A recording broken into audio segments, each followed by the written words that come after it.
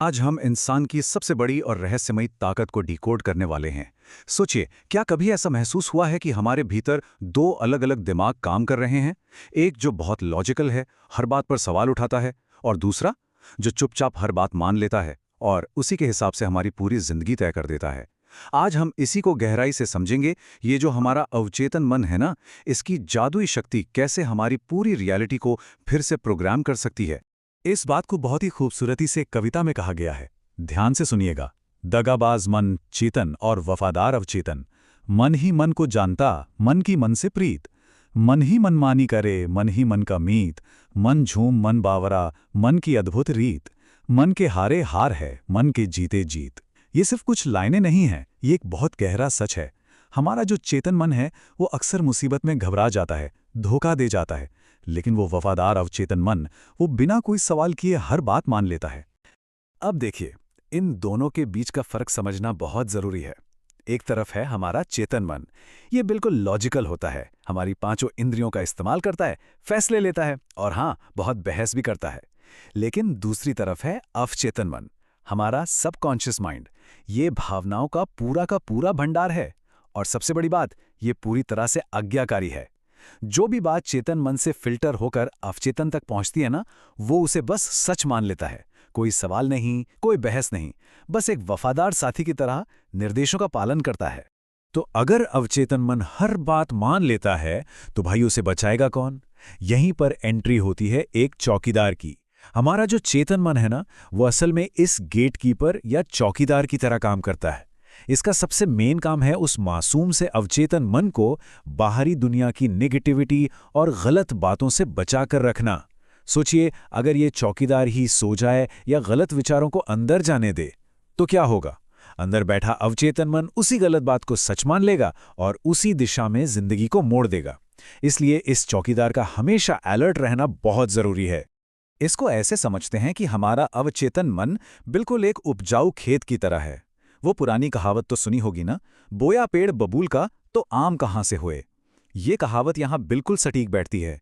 इस खेत में जो भी बीज बोया जाएगा वही उगेगा, उसी के फल मिलेंगे। अगर हम अपने दिमाग में कांटेदार और नेगेटिव विचारों के बीज बोएंगे, तो वहां से सुख और सफलता के मीठे आम कैसे मिल सकते हैं? ये हमें खुद तय करना होता है कि हमें अपने इस खेत में कौन से विचार बोने हैं। चलिए, इसे थोड़ा और डीप में जाकर समझते हैं।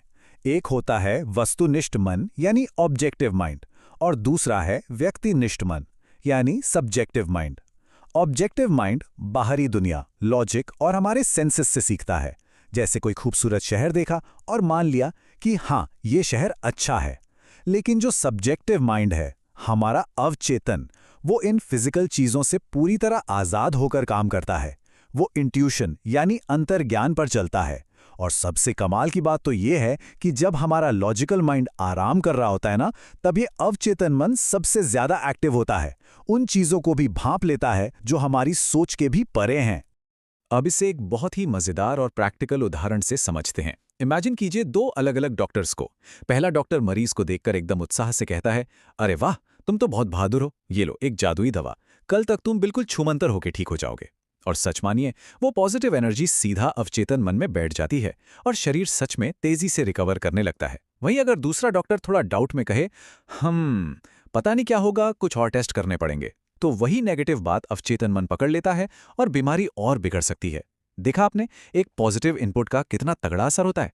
बिल्कुल यही सेम चीज पढ़ाई के मामले में भी होती है। क्लासरूम का एक सीन इमेजिन करते हैं। एक स्टूडेंट है जिसके मार्क्स अच्छे नहीं आ रहे।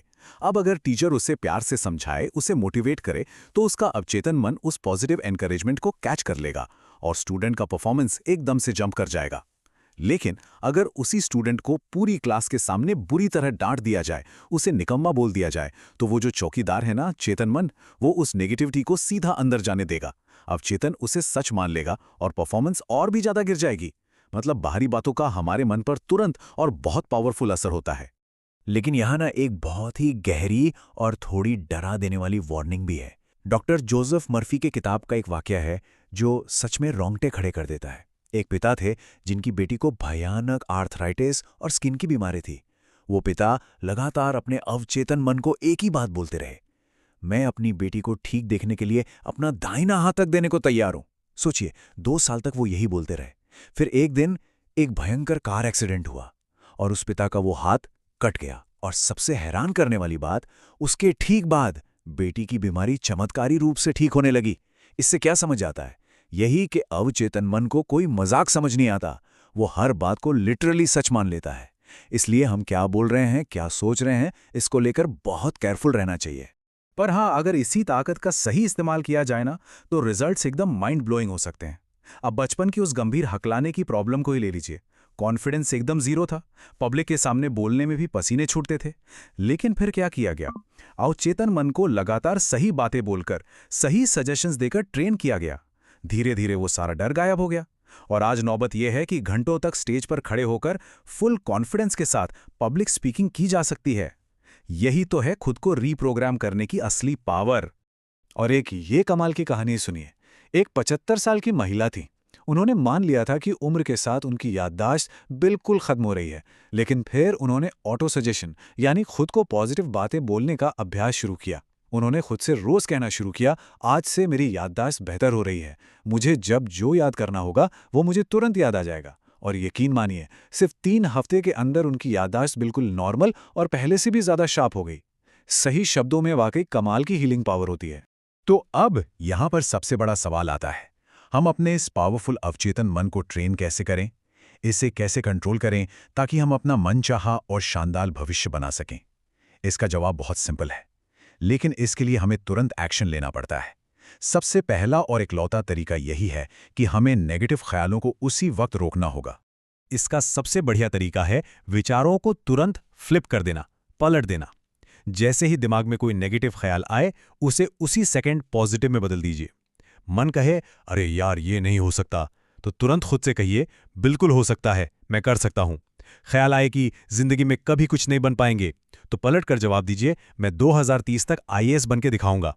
अगर मन में आए कि सिर्फ 15,000 की नौकरी है, जिंदगी झंड है, तो तुरंत इसे फ्लिप कीजिए और कहिए, कोई बात नहीं, अगले महीने 25,000 कमाने की पूरी कोशिश की जाएगी।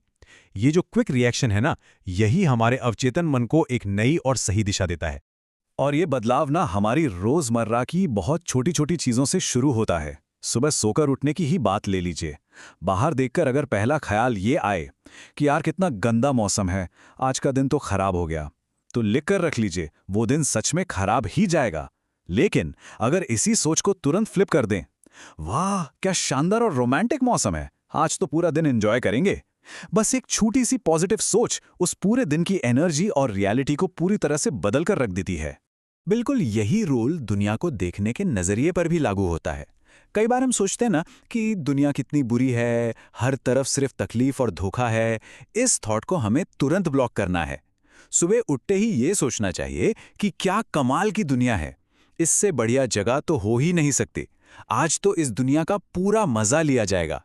जब हम अंदर से ये वाइब्रेंट और खूबसूरत रंग भरते हैं ना, तो बाहर की दुनिया अपने आप ही खूबसूरत और नए मौकों से भरी हुई लगने लगती है। कभी कभी लाइफ में ऐसे पल भी आते हैं जब बहुत ही गहरी निराशा होती है। मन में आता है कि मेरे होने या ना होने से क्या ही फर्क पड़ता है। ऐसे पलों में उस चौकीदार को सबसे ज्यादा अलर्ट रहने की जरूरत होती है। इस थॉट को तुरंत प्यार और जिम्मेदारी में बदल देना चाहिए। ये सोचना चाहिए कि मेरी फैमिली को, अपनों को मेरी जरूरत है, मुझे उनके लिए स्ट्रांग बनना ही होगा। बस ये एक थॉट इंसान को डीप डिप्रेशन से खींचकर लाइफ के एक बहुत बड़े पर्पस से जोड़ देता है।